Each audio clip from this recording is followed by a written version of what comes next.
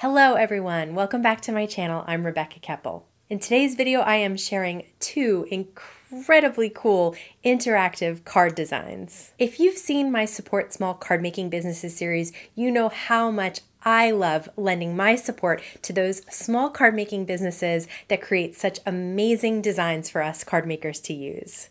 So when Tammy Louise, owner, founder, and brilliant die designer behind TLC Designs, reached out to me to try her interactive dies, I was so excited. I am not mechanically minded, but with these dies and the instructions that are right on the back of the die packaging, I was able to create two incredibly unique interactive cards. First, let me show you the two die sets that I was working with. Double Dial Die 1 and See You in the Center. So this is Double Dial Die 1. You can see you get the frame, and then there's also a die that cuts two sliders, one that goes up and down and one that goes over that arc. This is the See You in the Center die. Lots of dies included. There are two different size sliders. There will be a mechanism at the bottom that will slide both images together towards the center. I just wanted to show you how detailed the instructions are on the back. They're also very, very clear. I was able to follow them without a problem at all. But I'm going to show you step by step how to put these both together.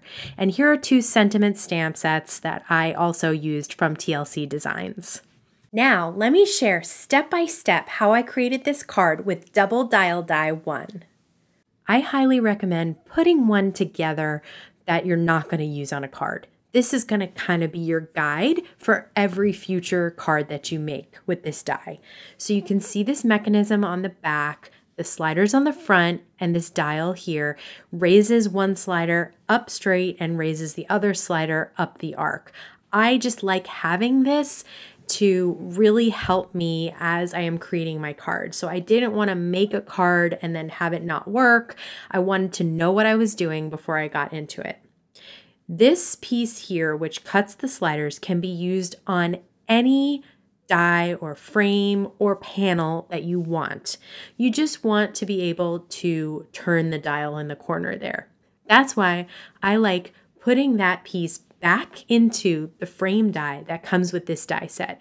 So I put it right back in here. I saw Tammy Louise do this in one of her videos, and she taped it in with purple tape or washi tape or whatever you have, and run this whole thing through your die cut machine, because the way that she designed these sliders, it fits perfectly in this frame. So if you don't want to use this frame, you don't have to. You can just use the sliders. But I like using the way that she designed it because she made it perfect for the rest of the mechanism. So I'm going to run this all through my die cut machine, and once I have the frame, I am going to ink blend a sky and then some grass. Now, with the white version that I did, I just cut one layer of 110 cardstock. When you're doing ink blending, it's going to make the paper wet, which makes it easier to bend. I didn't really think about that until afterwards. So do as I say, not as I do. If you're going to ink blend, cut another layer of white cardstock. 110 pound would be great because you can really keep it strong. Okay, I'm going to stamp my sentiment before I put anything together so that I have that all done. And now I'm going to work with the dial here. And I'm going to ink blend the dial as well. Again, when you're ink blending something, it's making it wet, it's easy to bend. So for the arm, I did realize that I needed to make that arm stronger. So I'm going to double up on that arm with some white cardstock here. So I'm just going to take some white cardstock, cut the same arm twice, ink blend one, and then use some adhesive to just lay it down on top. That's just going to make that arm nice and strong and rigid so that it is less likely to bend once you have it put together. Okay, starting with step one, we need a brad, we need the dial, and an armhole. I'm going to place the brad through the middle hole of the dial, through the back of the dial, and then through the armhole, and then close the wings of the brad. Not too tight so you can move that arm around. Now we're going to attach the frame to the dial. So we're going to line up the hole of the dial with the hole of the panel, and we're going to place a brad with the head on the front of the panel and close it behind. And now we have a dial that turns and an arm attached to it. Make sure you don't close those brads too tightly, otherwise things won't slide around. Okay, now we're going to work with the washers. Brad 3 goes through washer 1, then it goes through this slider, the arced slider. Then we're going to flip it over and we're going to place that arm of the dial over the wings of the brad. And then we're going to put a washer down to keep some room. And then we're going to close that brad. Again, not too tightly. Okay, so now we have one of the mechanisms going through, and you might have to loosen them up. That happens. It's okay. Don't panic. Just loosen the brad until you can get it really moving across that arc there. And now we're going to do this again. We're going to place the brad through a washer, through that slider cut there of the frame, and then we're going to turn it over and we're going to bring the arm that is attached to the dial and put that, oops, I dropped the brad. You want to hold on to that brad. And we're going to put another washer on, and then we are going to close that brad. Super, super easy. So the head is up facing the front. We have 2 washers. We have the arm that's attached to the dial, and that should make everything move nice and smoothly. Super, super simple, right? Okay, so now our panel is ready. Now it's time to attach our little images. I am going to use a bit of foam tape on the brads. And the reason is I like to keep those images away from the mechanism as much as I can. This way, I know they're not going to gum anything up or tilt or ruin anything like that. So another way to really keep them away is to pop up the top and bottom with some foam tape, but don't peel off the back protective layer. See how I kept the back protective layer on her hat and her bottom there, and that's going to keep her from wobbling. It's going to keep everything nice and straight so that as she moves up that arc there, and it looks like they're headbutting. I was hoping they were going to be like high-fiving or hugging or something, but that's just the images that I chose. So I'm going to do the same thing for the bunny. I'm going to put a little piece of foam tape at the top of the bunny and the bottom of the bunny without removing the protective backing, and then remove the protective backing on the bit of foam tape that's on the brad. Super, super simple way to keep them really straight without falling down. I'm going to cover that bottom brad that just is where the dial is attached with a mushroom, some more bunnies, just to kind of create that scene there. And that is super, super cute. So now I am going to double up on some foam squares. I don't want anything near anything that's going to move. Don't put it near the mechanism, don't put it near the slider, but double up so that you have lots of room between your panel and your bottom cardstock. This way, you know that everything can slide around without any issues. I did cut the corner so that the dial was easier to access. And you'll see that I did that too with the card base. Just cut the corner, just did a little diagonal slice with my scissors. It still stands up perfectly, but it just makes it easier to access that dial and keep everything moving nice and smoothly. Now let's go step by step in the creation of a card with See You in the Center die. Okay, once again, I did create just a white version of this just to act as my guide. I did save See You in the Center for the second card. It is a little bit more complicated, but it is very easy to follow these directions. It's only a bit more complicated because there's a few more moving pieces here. You've got these 2 sliders again, but there's a little bit more in the mechanism to make them slide towards each other. And then we have the dial in the back. So you can see here, all these brads connect all these pieces together and they move nice and smoothly so that both pieces move towards the center. Okay, for this one, I did cut out this middle-sized frame here 2 times in 110-pound cardstock. I learned my lesson from the ink blended cardstock, and then I did cut it out once in pattern paper. Same for the dial. 2 times in white 110-pound cardstock and once in the pattern paper. That matches the frame so you don't really see the dial at the bottom. Okay, these are the arms. We're going to have 2 arms, so I've cut it out 4 times. These are the washers. We're going to have 4 washers, so I cut it out 8 times so that we can glue them together and make them extra strong. This is the tool, and this is genius. So this little tool, you just die cut once, and then I'll show you how you use it to make sure there's plenty of space between the brad and the paper. Here's one of the sliders. There's another slider that's a little bit larger included in the die set if you want to go horizontal. I decided to go vertical.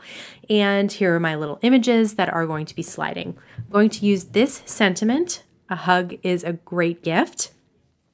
And I've stamped it on the pattern paper because that's what's going to be on the outside. Trying to decide where I want my images to slide, and I've placed the slider down on one piece of the 110-pound white cardstock, and I'm holding it in place with some purple tape, and I'm going to run it through my die cut machine. Just want to make sure my images could fit there. Once I have it cut out, I'm going to layer that top die cut slider piece over the other piece of white cardstock. Then I'm going to take the same slider die that I used and place it right in the holes that I've already cut. You'll know that it's in there when it doesn't move around. Pops in like a puzzle piece. Once you do that, you line up the 2 die cuts together so nothing is overlapping and everything is nice and straight and even. And that's the way that you're going to definitely for sure cut the slider in exactly the same spot. Once that's die cut, just carefully remove your washi tape or purple tape, and you'll see that that slider is in the exact same place as the last one that we die cut. So we need to do this one more time, and that's with the pattern paper. We're going to place the cardstock over the pattern paper, slip the die right into the spot like a puzzle piece. When it doesn't move anymore, that's when you know it's in place. Put your purple tape down, make sure that the 2 dies are lined up, die cuts are lined up, so there's no pattern paper just kind of creeping out on the side there. Everything is all nice and lined up. And then your slider will be cut out of your pattern paper and the 2 pieces of white cardstock in exactly the same space. So you can actually line them up and create a slider that is crystal clear. Okay, now we're going to double up the 2 white pieces of cardstock with the sliders on them. And there is a little die that you can use to cut a hole in the middle of the 2 of them, but I didn't want to have to do that with all 3 pieces. So what I ended up doing was just poking a hole with just a paper piercer. So just poke a hole right in the center of those 2 sliders there. There's actually a little embossed circle that shows you where to put the hole.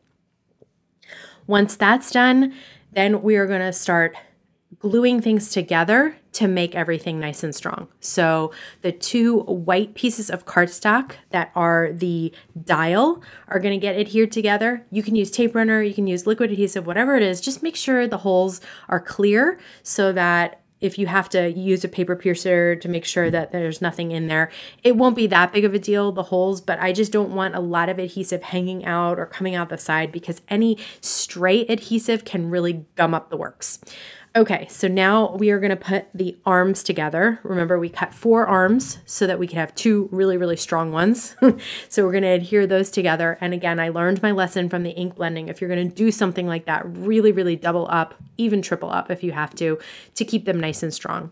And we're going to do the same exact thing for the washers. We had cut 8 washers. We're going to double them up. So we'll have 4 very, very strong washers. And the washers are the small pieces that have a hole cut out of either side of them. And I guess the arms do as well. Now we're going to pull out 7 brads. You need 7 small brads are really the best thing to use. Okay, here's the instructions. So we're going to start at the beginning and we are going to figure out where we want this dial. You don't want the dial hanging way out the bottom. You don't want it so it's not visible at all so that they don't know how to turn it. You can't use the top or the bottom hole. You can use any of those holes in between. I found one that lined up with that hole in between the sliders, and that was right in the middle there. Okay, so now we have to attach the arms to a hole above that hole and a hole below that hole. So we're going to put the dial and the arm behind it, and we're going to put a brad through the dial and then through the arm, and then we're going to close the brad. And this is going to be how we have that arm moving up and down. We're going to do the same thing with the hole right below that center hole. That center hole is what's going to attach to the frame. So we need an arm above and an arm below. So whichever hole you picked, you need one arm above it and one arm below it. And you're just going to attach it with the brad through there. And you just want to make sure nothing is too tight so that everything can slide around nice and evenly. Now we put a brad through the front towards the back and then through that center hole of the dial. This time I'm going to use the tool and I'm going to insert it around the wings and then fold the wings down on the tool. This way when I pull the tool out, it's created enough room that the dial can still move. To cover up that front brad, we're going to put our pattern paper on top. So what I'm going to do there is just add some tape runner to the top and the very bottom. Stay away from those sliders. We don't want to get adhesive gummed up in the middle of the sliders. And then just lay it right down on top, line it up so that the sliders are all lined up and the corners of the top and the bottom are all lined up. And that will cover that brad in the center of the sliders. So the sliders themselves will have brads that will be covered by the images, but that center brad there will be covered by this pattern paper. Okay, I took the dial off because I had messed up the direction of the brads on the dial, and so it wasn't sliding really well. So now I'm going to show you how to attach the sliders first. So we're going to take a brad and we're going to put it through one hole of the washer. These washers have two holes. So I'm going to put it through one hole of the washer and I'm going to put it through one slot of the slider.